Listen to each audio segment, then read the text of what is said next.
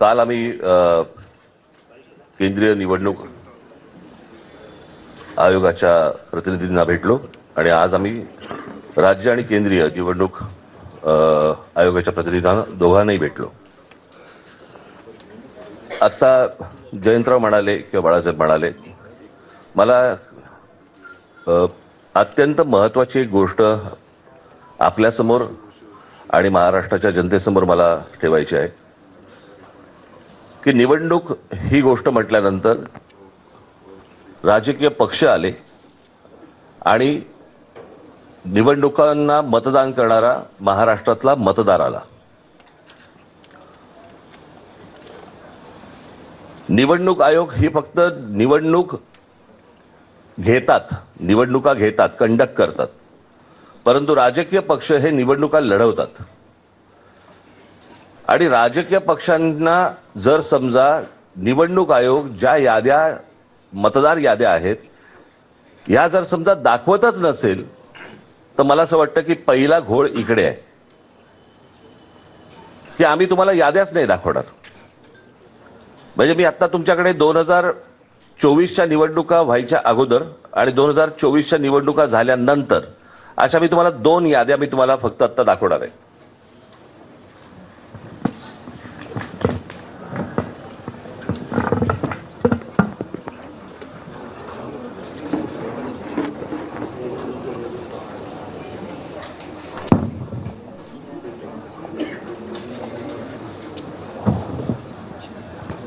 निवड 2024च्या निवडणुका ज्या वेळेला झाल्या त्यावेळेला ज्या निवडणुकांची जी मतदारांची यादी होती ती मी यादीचा काही एक छोटासा तपशील मी फक्त आपल्यासमोर मी वाचून दाखवणार आहे. याच्यावरनं तुम्हाला साधारणपणे मला असं वाटतं पत्रकार बोलले नाहीत मध्ये तर बरं होईल, आपण कॅमेरामन जरा शांत राहिलं तर बरं होईल, कारण आपलं कॅमेऱ्यातनं सगळं टिकतंय, परत आपण पण बोलताय. 2024च्या अगोदरची जी यादी आहे त्याच्यामधली फक्त मी काही नावं आपल्याला फक्त आपल्यासमोर मी वाचून दाखवतो, म्हणजे साधारणपणे यादीमध्ये काय प्रकारचा घोळ आहे हा आपल्याला आणि महाराष्ट्राला लक्षात येईल. मतदारसंघ 160 कांदिवली पूर्व, नाव धनश्री कदम, वडिलांचे नाव दीपक कदम, वय वर्ष 23. आता वडिलांच्या डिटेल्स. नाव दीपक रघुनाथ कदम, वडिलांचे नाव रघुनाथ कदम, वय 117. मतदारसंघ 161 चारकोप, नाव नंदिनी महेंद्र चव्हाण, वडिलांचे नाव महेंद्र चव्हाण, वय वर्ष 124, वय 124. आता वडिलांचे डिटेल्स. नाव महेंद्र कुमार श्रीनाथ चव्हाण, वडिलांचे नाव श्रीनाथ चव्हाण, वय 43. कोणी कोणाला काढले तेच कळत नाहीये.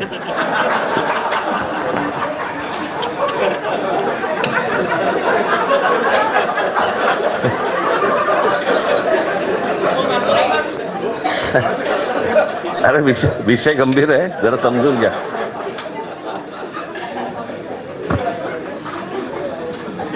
ह्या 2024च्या निवडणुकीच्या अगोदरचा घोळ.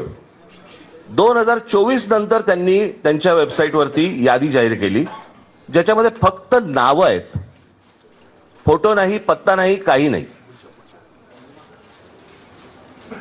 आणि मग काल आम्ही जेव्हा केंद्रीय निवडणूक आयोगाशी बोलत होतो त्यावेळेला त्यांनी सांगितलं की नाही हे राज्य निवडणूक आयोगाकडे येतं. आता राज्य निवडणूक आयोगाकडे आम्ही भेटल्यानंतर राज्य निवडणूक आयोग म्हणतं हे केंद्रीय निवडणूक आयोगाकडे येतं. दोघेही प्रतिनिधी हे केंद्रीय निवडणूक आयोगाचेच प्रतिनिधी आहेत.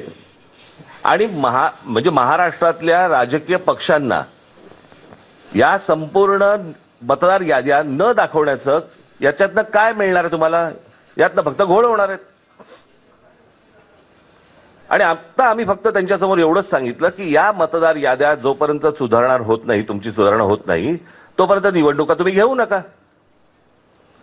आता साधारणपणे आपण जर समजा महानगरपालिकेच्या किंवा स्थानिक स्वराज्य संस्थांच्या निवडणुका जर समजा आपण पाहिल्या तर गेल्या 5 वर्षामध्ये निवडणुका झालेल्या नाहीयेत.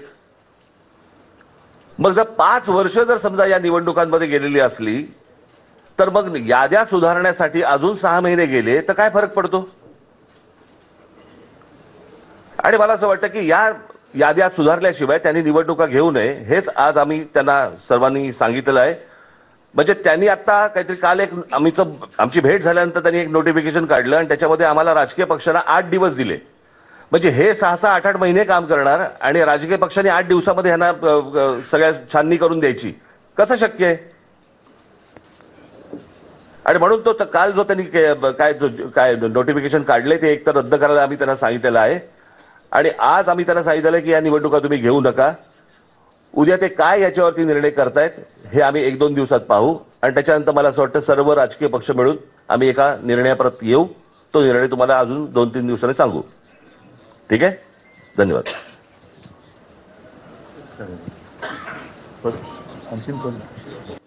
एकूणच सर्व परिस्थिती काय आहे, काय चाललेलं आहे याची कल्पना जयंतराव, बाळासाहेब आणि राज यांनी आपल्यासमोर मांडलेली आहे. एक गोष्ट मी आवर्जून सांगेन, एकूणच लोकशाहीसाठी, तिच्या रक्षणासाठी महाराष्ट्रातले सर्व राजकीय पक्ष एकत्र आलेले आहेत. आम्ही सर्व एकत्र येत असताना भारतीय जनता पक्षाला सुद्धा पत्र दिलं होतं, पण आज व्यासपीठावर आणि आमच्या कालच्या आणि आजच्या निवडणूक आयुक्तांच्या भेटीमध्ये भाजपाकडनं कोणी आलेलं नाही.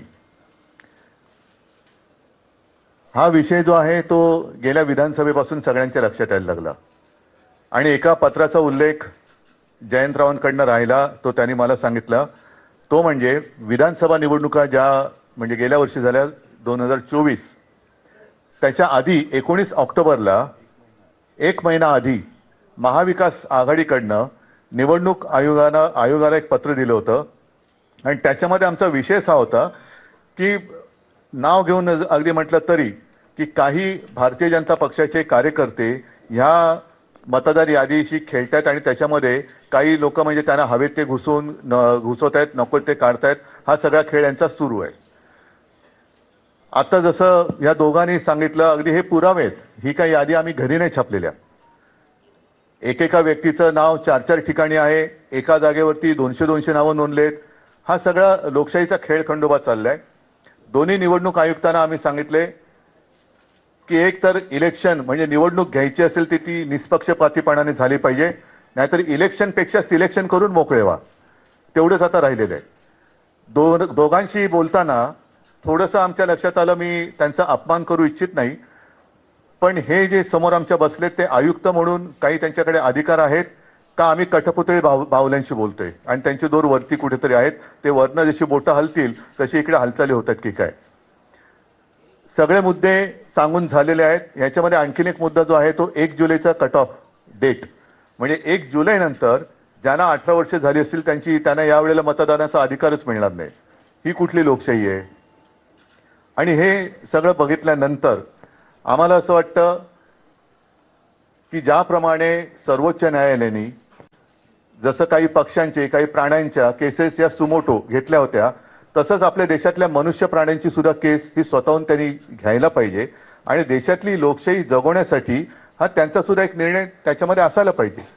आम्ही राजकीय पक्ष म्हणून आमचं कर्तव्य करतोय, वेळोवेळी निवडणूक आयुक्तांकडे जातोय, दरवाजे ठोकतोय, पण दाद काही मिळत नाही. आमच्यावरती लोकशाहीच्या नावाने जर का हे हुकुमशाही गाजवणार असतील तर ही हुकुमशाही आम्ही काही त्यांना गाजवू देणार नाही, हे तर नक्की आम्ही केलेलं आहे. थोडक्यात आज आमचं म्हणणं या दोन्ही आयुक्तांकडे, कारण काल दोन्ही आयुक्तांना आमच्या विरोधी पक्षांची किंवा आमच्या राजकीय पक्षांची, विरोधी नाही राजकीय पक्षांचे प्रतिनिधी मंडळ त्यांना भेटलं, शिष्टमंडळ भेटलं. त्याच्यात आम्ही केंद्राचे जे निवडणूक आयुक्त इकडे आहेत प्रतिनिधी त्यांना भेटलो. त्यांनी सांगितले की स्थानिक स्वराज्य संस्था आणि हा सगळा विषय हा राज्य निवडणूक आयुक्ताकडे येतोय.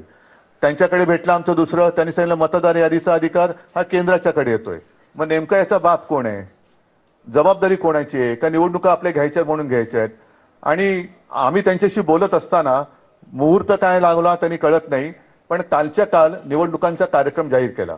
आम्ही त्यांना स्पष्ट शब्दात सांगितलेलं आहे की जोपर्यंत हा संपूर्ण निवडणूक मतदार यादीतला घोळ तुम्ही त्याच्यावरती काही स्पष्टीकरण किंवा तो सुधारत नाही तोपर्यंत या निवडणुका होता कामा नयेत.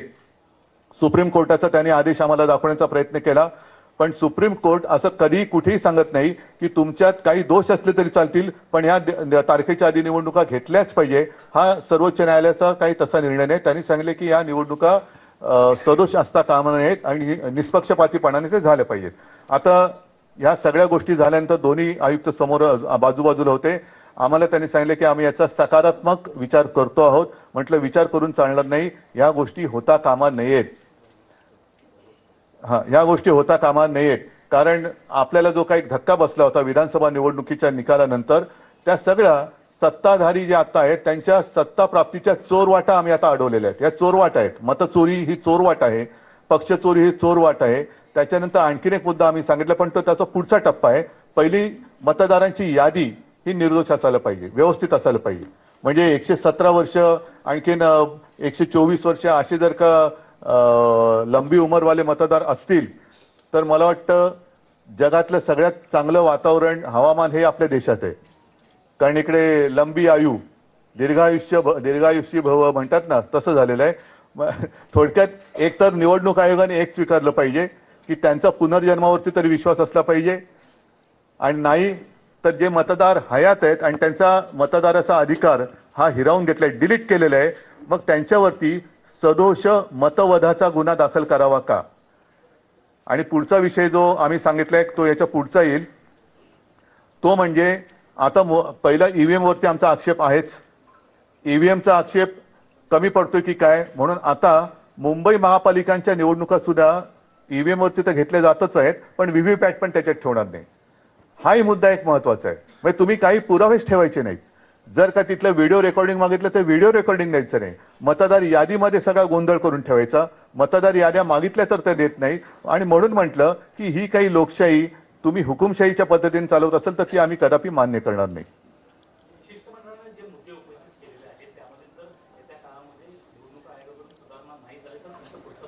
पुढचं पाऊल पहिलं आजचं पाऊल लोकांसमोर जाऊ द्या. त्याच्यानंतर घाईघाई करण्याची आवश्यकता नाहीये. 2 दिवसात ते सांगतो म्हणालेत.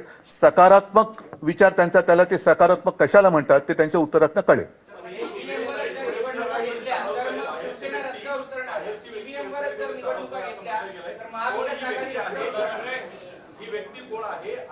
कोण काय